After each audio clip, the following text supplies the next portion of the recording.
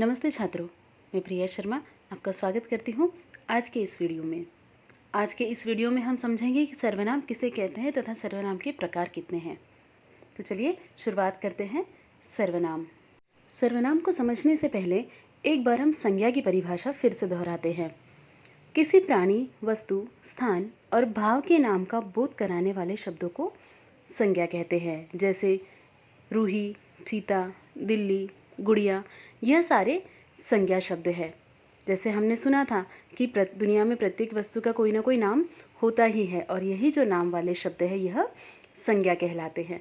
अब हम देखेंगे कि सर्वनाम किसे कहते हैं। तो सबसे पहले हम सर्वनाम की परिभाषा समझते हैं। संज्ञा के स्थान पर प्रयोग किए जाने वाले शब्द सर्वनाम कहलाते हैं। सर्वनाम ऐसे शब्दों को कहते हैं जिनका प्रयोग संज्ञा के स्थान पर होता है। सर्व का अर्थ है सब, संज्ञा का अर्थ है नाम, तो इसी तरह सर्वनाम का अर्थ होता है सभी का नाम। तो संज्ञा के स्थान पर जिन शब्दों का प्रयोग किया जाता है वह कहलाते हैं सर्वनाम। चलिए एक इसे उदाहरण के द्वारा और अच्छे से समझने का प्रयास करते हैं। इस तरह मोहित ने मोहित के भाई से कहा कि मोहित की माँ से पूछकर कल मोहित के दोस्त के घर जाएगा। यह पंक्तियाँ कुछ सुनने में अटपटी सी लग रही है ना। इसे हम सर्वनाम शब्दों का प्रयोग करके दोबारा पढ़ते हैं। मोहित ने अपने भाई से कहा कि वो माँ से पूछकर कल अपने दोस्त के घर जाएगा। यहाँ बार बार मोहित शब्द का प्रयोग न कर सर्वनाम शब्द का प्रयोग किया गया है। तो यह जो पंक्तियाँ हैं यह सुनने में भी अच्छी लग रही है। तो यही जो शब्द है यह है सर्वनाम। सर्वनाम के उदाहरण हम यहाँ देख लेते हैं। जैसे मैं, तुम, आप, यह, वह, कौन, कुछ आदि, यह सब सर्वनाम शब्दों के उदाहरण हैं। अब हम इन्हें विस्तार से समझते हैं। तो चलिए अब हम देखेंगे सर्वनाम के भेद। सर्वनाम के 6 भेद हैं। पुरुषवाचक सर्वनाम, निश्चयवाचक सर्वनाम, अनिश्चयवाचक सर्वनाम, प्रश्नवाचक सर्वनाम, संबंधवाचक सर्वनाम और निजवाचक सर्वनाम। तो सबसे पहले हम देखेंगे कि पुरुषवाचक सर्वनाम किसे कहते हैं। पुरुषवाचक सर्वनाम, जिन सर्वनाम शब्दों का प्रयोग बोलने वाले, सुनने वाले या अन्य व्यक्ति के लिए किया जाता है वे पुरुषवाचक सर्वनाम कहलाते हैं। यानी यहाँ जो व्यक्ति बोल रहा है, दूसरा व्यक्ति उसे सुन रहा है तथा दोनों आपस में किसी अन्य व्यक्ति के लिए कोई बात कर रहे हैं, ऐसे सर्वनाम शब्दों को पुरुषवाचक सर्वनाम शब्द कहते हैं। जैसे मैं, तुम, वह आदि। पुरुषवाचक सर्वनाम के पुनः 3 भेद हैं। उत्तम पुरुष, मध्यम पुरुष और अन्य पुरुष। तो पहले देखते हैं उत्तम पुरुष किसे कहते हैं। जिस सर्वनाम को बोलने या लिखने वाला अपने लिए प्रयोग करता है, अर्थात ऐसे शब्द जिसको बोलने या लिखने के लिए स्वयं के लिए प्रयोग किया जाता हो, ऐसे शब्दों को उत्तम पुरुष सर्वनाम कहते हैं। जैसे मैं टीवी देखूंगा, यहाँ मेरे लिए बात हो रही है। हम 5वीं कक्षा के छात्र हैं। मेरा नाम अनिल है। आपने देखा इन तीनों वाक्यों में खुद के लिए बात की जा रही है, इसीलिए ऐसे जो शब्द हैं जो स्वयं के लिए प्रयोग किए जाते हैं वह उत्तम पुरुष कहलाते हैं। अब देखेंगे दूसरा प्रकार यानी कि मध्यम पुरुष। जिस सर्वनाम को बोलने वाला सुनने वाले के लिए प्रयोग करता है, ऐसे शब्द मध्यम पुरुषवाचक सर्वनाम के अंतर्गत आते हैं। जैसे तुम चित्र बनाओ, यहाँ पर माँ अपने पुत्र से कह रही है कि तुम चित्र बनाओ।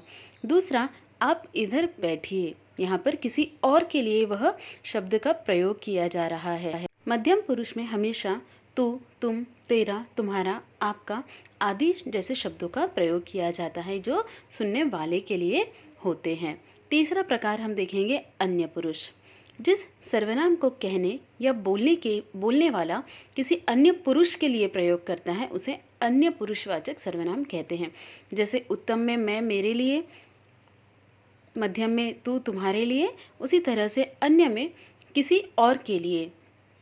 जैसे वो झूठ नहीं बोलता, यहाँ पर 2 लोग आपस में किसी और के लिए बात कर रहे हैं, उसके पास कार है, यहाँ पर किसी और के लिए बात हो रही है, अर्थात ऐसे जो सारे शब्द हैं वह अन्य पुरुषवाचक के लिए आएंगे। जैसे वह, वे, यह, ये सारे शब्द अन्य पुरुषवाचक सर्वनाम के अंतर्गत आते हैं। अब हम देखेंगे सर्वनाम का दूसरा मुख्य प्रकार जो है निश्चयवाचक सर्वनाम। जो सर्वनाम शब्द किसी व्यक्ति अथवा वस्तु का निश्चित बोध कराते हैं वे निश्चयवाचक सर्वनाम कहलाते हैं। जैसे यह किसकी टोपी है, यहाँ टोपी के लिए बात हो रही है। वे हमारे दादा दादी हैं, ये निश्चित व्यक्ति के लिए बात करवा रहे हैं।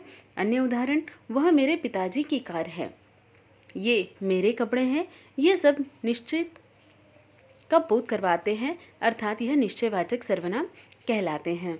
दूसरा प्रकार है अनिश्चयवाचक सर्वनाम।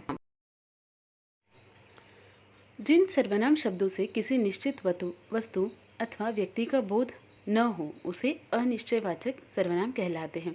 जैसे निश्चयवाचक सर्वनाम में निश्चित वस्तु अथवा व्यक्ति का बोध होता था, वही अनिश्चय में बोध नहीं होता है। ऐसे सर्वनाम शब्दों को अनिश्चयवाचक सर्वनाम शब्द कहते हैं। जैसे कोई गाना सुनाओ, यहाँ पर किसी एक व्यक्ति को नहीं कहा जा रहा है, यहाँ पर किसी को भी गाना सुनाने के लिए कहा जा रहा है। कोई एक गाना सुनाओ। कुछ रुपए माँ को दे दो। कुछ रुपए में 1 रुपये भी हो सकते हैं, 100 रुपये भी हो सकते हैं, कुछ भी हो सकता है। वही पार्टी खत्म होते ही सब चले गए, तो यहाँ हमें पता नहीं चलता है कि किसके लिए बात हो रही है, इसीलिए इसे अनिश्चयवाचक सर्वनाम कहते हैं। यहाँ पर जैसे दरवाजे पर कोई खड़ा है, हमें पता नहीं है कि वहाँ कौन खड़ा है, हम अंदाज़ा लगा सकते हैं कि कोई खड़ा है। तो ऐसे जो सारे शब्द हैं यह अनिश्चयवाचक सर्वनाम के अंतर्गत आते हैं। दूसरा प्रकार संबंधवाचक सर्वनाम। जो सर्वनाम शब्द वाक्यों में आए संज्ञा या सर्वनाम का संबंध बताते हैं उन्हें संबंधवाचक सर्वनाम कहते हैं। संबंध शब्द से ही स्पष्ट होता है कि यह किसी का किसी से संबंध बताते हैं। जैसे जो परिश्रम करेगा वह सफल होगा, यहाँ पर जो परिश्रम करने वाला है वही सफल होगा, यानी उसी के लिए बात हो रही है। जो परिश्रम करेगा वही सफल होगा। वही बच्चे वही कहानी सुनेंगे जो नई हो, यहाँ पर एक कहानी का संबंध दूसरे से बताया जा रहा है, यानी नई कहानी से उसका संबंध बताया जा रहा है। तो ऐसे जो सारे शब्द हैं ये संबंधवाचक में आएंगे। एक अन्य उदाहरण देखते हैं। जिसने नीली साड़ी पहनी है वो मेरी मम्मी है, यानी जो महिला ने नीली साड़ी पहनी है वे मेरी मम्मी है। जहाँ मंदिर है वहाँ फूलों की दुकान है। तो यहाँ जहाँ, वहाँ, जिसने, वे, जो, वो, ये सारे संबंधवाचक सर्वनाम शब्द के अंतर्गत आते हैं। अब दूसरा प्रकार हम देखते हैं प्रश्नवाचक सर्वनाम। प्रश्नवाचक सर्वनाम किसे कहते हैं? जिन सर्वनाम शब्दों का प्रयोग प्रश्न पूछने के लिए किया जाता है। यह अत्यंत ही सरल है। ऐसे शब्द जिनका प्रयोग प्रश्न पूछने के लिए किया जाता है, जैसे कौन, क्या, कहाँ आदि। जैसे यह टीवी कौन लाया, यहाँ पर प्रश्न पूछा जा रहा है कि यह टीवी किसके द्वारा लाई गई है। तो जो कौन शब्द है यह प्रश्नवाचक सर्वनाम है। तुमने क्या खरीदा, यहाँ पर सर्वनाम शब्द कौन सा है? क्या। यहाँ पर प्रश्न पूछने के लिए क्या शब्द का प्रयोग किया गया है। जैसे और हम देख सकते हैं तुम कहाँ जा रहे हो, यहाँ पर कहाँ जो है एक प्रश्नवाचक सर्वनाम शब्द है। अर्थात ऐसे शब्द जो प्रश्न पूछने के लिए प्रयोग किए जाते हैं वह प्रश्नवाचक सर्वनाम कहलाते हैं। अंतिम प्रकार है निजवाचक सर्वनाम। जो सर्वनाम निज यानी स्वयं के लिए प्रयोग किए जाते हैं, यानी ऐसे शब्द जो खुद के लिए प्रयोग किए जाते हैं वह निजवाचक सर्वनाम कहलाते हैं। जैसे मैं यह कार्य स्वयं कर लूँगा, यहाँ पर स्वयं जो शब्द है वह निजवाचक सर्वनाम है। वह खुद ही चला गया, यानी खुद जो शब्द है वह खुद के लिए प्रयोग किया गया है, स्वयं के लिए प्रयोग किया गया है। मैं इस प्रश्न का उत्तर अपने आप लिखूंगी। अपने आप यह जो शब्द है यह खुद के लिए प्रयोग किया गया है। मैं बोतल में पानी खुद भरूंगी, यहाँ पर भी पानी भरने के लिए खुद का ही प्रयोग किया गया है। अर्थात ऐसे जो शब्द हैं जो स्वयं के लिए यूज़ किए जाते हैं या प्रयोग किए जाते हैं वह निजवाचक सर्वनाम के अंतर्गत आते हैं। तो छात्रों, यह थे सर्वनाम के 6 भेद। एक बार पुनः देख लेते हैं। पुरुषवाचक सर्वनाम, निश्चयवाचक सर्वनाम, अनिश्चयवाचक सर्वनाम, प्रश्नवाचक सर्वनाम, संबंधवाचक सर्वनाम और निजवाचक सर्वनाम। धन्यवाद।